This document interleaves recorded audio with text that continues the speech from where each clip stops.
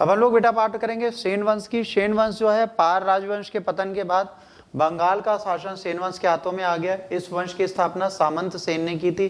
सामंत सेन ने राढ़ में एक राज्य स्थापित किया। विजय सेन राजवंश के सर्वाधिक महत्वपूर्ण शासक थे। विजय सेन इस वंश के सबसे प्रतापी शासक माने जाते हैं। विजयों का उल्लेख करते हुए कहा गया है उसने नाव्य और वीर नेपाल तथा मिथिला को पराजित किया। कहा जाता है विजय सेन ने विजयपुरी और विक्रमपुरी नामक नगरों की स्थापना की। इसके बाद आते हैं बल्लाल सेन। कौन आते हैं? बल्लाल सेन। इसके बाद बेटा जो अगले शासक है उनको बोला जाता है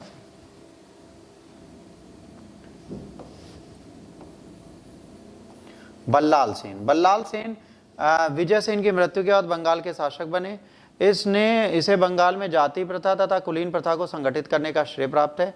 बल्लाल सेन कुलीनवाद के नाम से प्रसिद्ध एक सामाजिक आंदोलन के प्रचलन करता थे। बल्लाल सेन ने दान सागर ग्रंथ की रचना की तथा एक अन्य ग्रंथ अद्भुत सागर की रचना प्रारंभ की, किंतु उसे पूर्ण नहीं कर पाया। बल्लाल सेन गौड़ेश्वर और निशंक शंकर की उपासना करता था। उसके बाद आते हैं लक्ष्मण सेन। बल्लाल सेन के उत्तराधिकारी उसके पुत्र लक्ष्मण सेन थे। उसने बंगाल की प्राचीन राजधानी गौड़ के निकट एक अन्य राजधानी लक्ष्मणवती, जिसे लखनौती बोला जाता है, का निर्माण कराया। 1202 में मोहम्मद बिन बख्तियार खिलजी ने उसकी राजधानी लखनौती पर आक्रमण करके उस पर अधिकार कर लिया। लक्ष्मण सेन ने अपने पिता बल्लाल सेन द्वारा प्रारंभ किए गए अद्भुत सागर निर्माण नामक ग्रंथ की रचना को पूरा किया। उसमें विचरित कुछ कविताएं हमें सदुक्ति कर्णनामृत में प्राप्त होती हैं, जिसकी रचना उसके दरबारी कवि श्रीधर दास ने की। हला युद्ध उसका प्रधान न्यायाधीश तथा मुख्यमंत्री था। लक्ष्मण सेन ने गहरवाल शासक जयचंद्र को पराजित किया और लेखों में से परम भागवत की उपाधि दी गई। लक्ष्मण सेन की राज्यसभा में अनेक लब प्रतिष्ठान विद्वान थे जो लेखक निवास करते थे। इसमें गीत गोविंद के लेखक जयदेव, पवन दूत के लेखक धोई, ब्राह्मण सर्वस्व रचयिता हलायुद्ध आदि विशेष रूप से उल्लेखनीय है। तो कहीं ना कहीं सेन वंश ने बहुत कुछ किया जो बहुत इंपॉर्टेंस हमारे लिए रखता है। इसके बाद चौहान आते हैं। चौहान दिल्ली एवं अजमेर के शासक थे। चौहान बहुत इंपॉर्टेंट है। शाकांबरी के चौहान का इतिहास बहुत प्रमुख है ना। विग्रहराज द्वितीय ने हर्ष प्रस्तर अभिलेख और सोमेश्वर के समय विजोलिया प्रस्तर लेख से प्राप्त होता है। वकपति राज प्रथम इस वंश के प्रथम नरेश कन्नौज के प्रतिहार शासकों के सामंत थे। 10वीं शताब्दी के प्रारंभ में वकपति राज प्रथम ने प्रतिहारों से अपने आप को स्वतंत्र करा लिया। उसके पुत्र सिद्धराज ने अपने राज्य का विस्तार करके महाराजा धीराज की उपाधि धारण की। विग्रहराज द्वितीय सिद्धराज का उत्तराधिकारी विग्रहराज द्वितीय हुआ। हर्ष के लेख में कहा गया उसने अपने राजवंश में की लक्ष्मी का उद्धार किया। उस चालुक्य शासक मूलराज प्रथम को पराजित किया और भ्रग कच्छ में आशापुरी देवी का निर्माण कराया। विग्रहराज द्वितीय के समय परमारों के साथ चौहानों की मित्रता स्थापित हुई।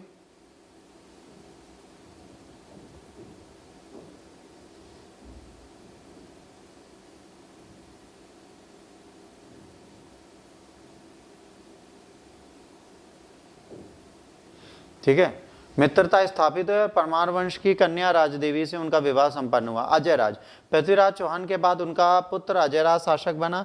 उसने अजमेर नगर की स्थापना की, उसे राजधानी बनाया। अणुराज्य अजयराज के उत्तराधिकारी अणुराज्य एक महत्वपूर्ण शासक थे। इसने अजमेर के निकट मुल्तान में महमूद की सेना को पराजित किया। विग्रहराज चतुर्थ अणुराज्य के पुत्र विग्रहराज चतुर्थ या वीरलदेव चौहान वंश का सर्वाधिक शक्तिशाली शासक था। विग्रहराज की सबसे बड़ी सफलता तोमरों की स्वाधीनता समाप्त कर उन्हें सामंत बनाना था। वीसल देव ने हरिकेली नामक एक संस्कृत नाटक की रचना की। इस नाटक के कुछ अंश अढ़ाई दिन का झोपड़ा नामक मस्जिद की दीवारों में उत्कीर्ण किए गए थे। उसके दरबार में सोमदेव निवास करता था, जिसने ललित विग्रहराज नामक ग्रंथ की रचना की। पृथ्वीराज द्वितीय सोमेश्वर का पुत्र पृथ्वीराज द्वितीय शासक हुआ, जिससे उसे राय पिथौरा कहा जा सकता है। उनका महानतम शासक था। इसे बुंदेलखंड के चंदेल शासक परमादी देव ने 1192 में पराजित किया। इसे परमादी देव के आला उदल नामक लोक प्रसिद्ध नायकों ने भयंकर युद्ध किया। 1196 में पृथ्वीराज द्वितीय ने गुजरात के चालुक्य शासक भीमदेव पर आक्रमण किया। 1191 में मोहम्मद गौरी को हराया। 1192 में वे हार गए। इसके बाद तुर्की राज्य की स्थापना हुई। पृथ्वीराज के दरबार में कई विद्वान थे, जैसे चंद्रवरदाई जयनायक। पृथ्वीराज चौहान के राजकवि चंद्रवरदाई थे और इन्होंने पृथ्वीराज रासो नामक संस्कृत काव्य की रचना की। पृथ्वीराज के मृत्यु के बाद गौरी ने उसके लड़के को अपनी अधीनता में अजमेर का शासक बनाया। 1192 में कुतुबुद्दीन ने चौहानों का दमन करते हुए दिल्ली पर अपना अधिकार स्थापित कर लिया।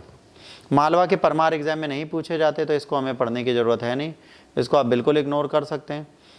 ठीक है, इसमें सिर्फ राजा भोज है जो थोड़ा बहुत आपसे पूछे जाते हैं, तो आप राजा भोज के बारे में पढ़ सकते हैं, ठीक है, बस, और आपको कुछ नहीं पढ़ना। तो भोज इस वंश के सबसे प्रसिद्ध शासक हुए। इनकी गणना भारत के महानतम नरेशों में की जाती है। भोज ने अपने समकालीन नरेशों जैसे कल्याणी, चालुक, अहिलवाड़ा को पराजित किया, किंतु चंदेल शासक विद्याधर के हाथों पराजित हुए। भोज के शासन के अंतिम वर्षों में गुजरात के चालुक्य नरेश भीम प्रथम और कलचोरी नरेश लक्ष्मणकर ने एक संघ बनाकर मारवाड़ पर आक्रमण किया। उसकी राजधानी धारा को खूब लूटा। इस युद्ध में भोज की मृत्यु हो गई। 1008 में महमूद गजनवी के विरुद्ध शाही शासक आनंद पाल को उज्जैन के शासक भोज ने सैनिकों की सहायता दी। इसके बाद भोज की प्राचीन राजधानी उज्जैन को छोड़कर धारा को अपनी राजधानी बनाया। भोज की विद्वता के कारण उसे कविराज की उपाधि दी गई। उसके द्वारा लिखित ग्रंथों में चिकित्सा शास्त्र में आयुर्वेद सर्वस्व और स्थापत्य शास्त्र पर समरांगण सूत्र विशेष उल्लेखनीय है। इसके अतिरिक्त सरस्वती कंठभार, संग्रह सिद्धांत, योग सूत्र वृत्ति, राजमाथौड़, विद्या विनोद, युक्त कल्पतरु, चारुचर्या, आदित्य प्रताप, सिद्धांत आदि प्रमुख है।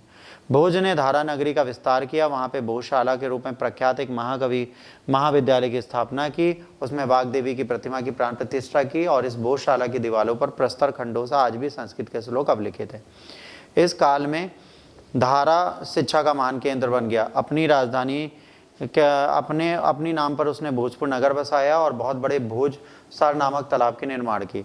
आईने अकबरी से प्राप्त उल्लेखों के आधार पर परभोज के राजवंश में 500 विद्वान थे। परभोज की मृत्यु पर पंडितों को महान दुख हुआ। उसकी मृत्यु पर एक कहावत प्रचलित हो गई, अधधारा निराधार निरालंब सरस्वती, विद्या और विद्वान दोनों से निराश्रित हो गई ये धरा। 1305 में अलाउद्दीन खिलजी ने मालवा को अपनी सल्तनत में मिला लिया। कश्मीर, इस अवधि में कश्मीर में 3 कारकोट, उत्पल और लोह राजवंश शासन करते थे। कारकोट 7वीं शताब्दी में दुर्लभवर्धन नामक व्यक्ति ने कश्मीर में कारकोट वंश की राजवंश की स्थापना की। कश्मीर में हिंदू राज्य का इतिहास कल्लड़ की राजतरंगी से ज्ञात होता है। कल्लड़ की राजतरंगी की रचना जय सिंह ने 1127 से 1159 के बीच में की। कश्मीर के शासकों को ललितादित्य मुक्तपीठ सर्वाधिक शक्तिशाली शासक थे। 733 में उसे चीनी शासकों के दरबार में एक दूत मंडल बैठा। ललितादित्य ने तिब्बतियों, कंबोजों, तुर्कों आदि को पराजित किया। उनकी विजय से कश्मीर राज्य को गुप्तों के बाद सर्वाधिक शक्तिशाली राज्य बना दिया। ललितादित्य ने अनेक मंदिर, विहारों, भवनों का निर्माण किया। सूर्य का प्रसिद्ध मार्तंड मंदिर उसी द्वारा बनवाया गया था। ललितादित्य ने कश्मीर में परिहासपुर नामक नगर बसाया और उसे अपनी राजधानी बनाया। ललितादित्य की मृत्यु के बाद कारकोट वंश की अवनति प्रारंभ हो गई। इस वंश का अंतिम शक्तिशाली शासक जयापीठ विनयादित्य था। विनयादित्य की सभा में क्षीर भट्ट, उद्भट, दामोदर गुप्त आदि विद्वान सुशोभित हुआ करते थे। उत्पल वंश, कोरकट वंश के बाद कश्मीर में उत्पल वंश का स्थापना हुई। इसमें सबसे प्रमुख शासक अवंती वर्मन ने इनकी स्थापना की। हाथी कृषि की उत्तरनी के लिए नहरों को बनाया और उसके बाद उसने अवंतीपुर नामक प्रसिद्ध नगर बनाया। अवंतीपुर अपने योग्य मंत्री सूर के साथ शासन करते थे। अवंतीवर की मृत्यु के बाद गृह युद्ध हुआ जिसमें अवंती वर्मन का दैव उत्तराधिकारी शंकर वर्मन विजय हुए। धनगढ़ लगातार युद्ध के कारण धन की कमी का सामना करना पड़ा और इस समस्या का हल के लिए पूरा करने के लिए उन्होंने जनता पर कई प्रकार के कर लगाए, जिसके कारण जनता पर आर्थिक स्थिति का दुष्प्रभाव। युद्धों के कारण रिक्त खजाने से उसे मंदिरों की संपत्ति लूटी, है ना, और विद्या को प्रदान किए जाने वाले संरक्षण में कटौती कर दी।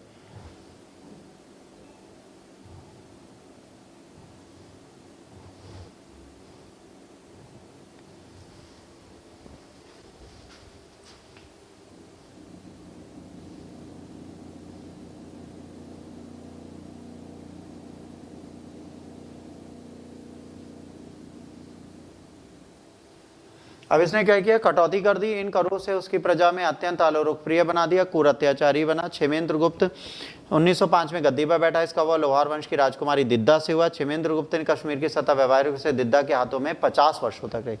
दिद्दा की गणना कश्मीर और भारतीय इतिहास के प्रसिद्ध शासकों में की जाती है। उनका नाम सिक्कों पर अभिलेखित है।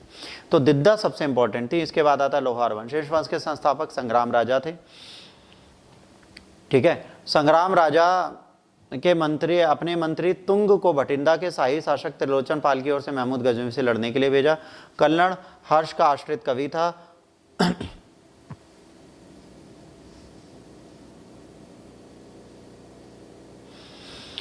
हर्षों में सद्गुणों और दुर्गुणों के विचित्र सम्मिश्रण था। इस विद्वता के कारण वे दूसरे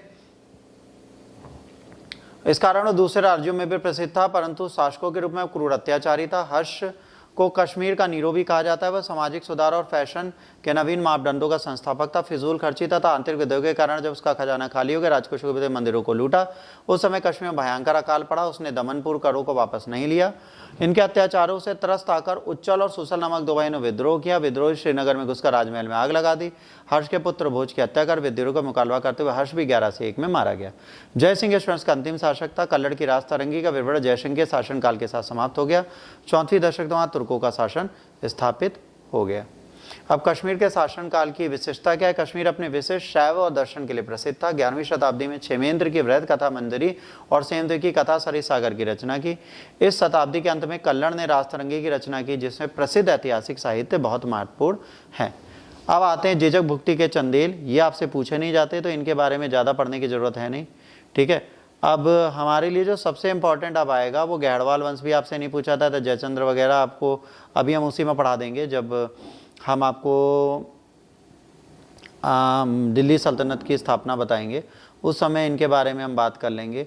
तो अभी इनके बारे में हमें बात करने की ज़रूरत नहीं है। सामाजिक स्थिति इसकी एग्जाम में बहुत ज़्यादा नहीं पूछी जाती। त्रिकोणात्मक संघर्ष पूछा जाता है, तो अगली लेक्चर में हम इसको पढ़ेंगे।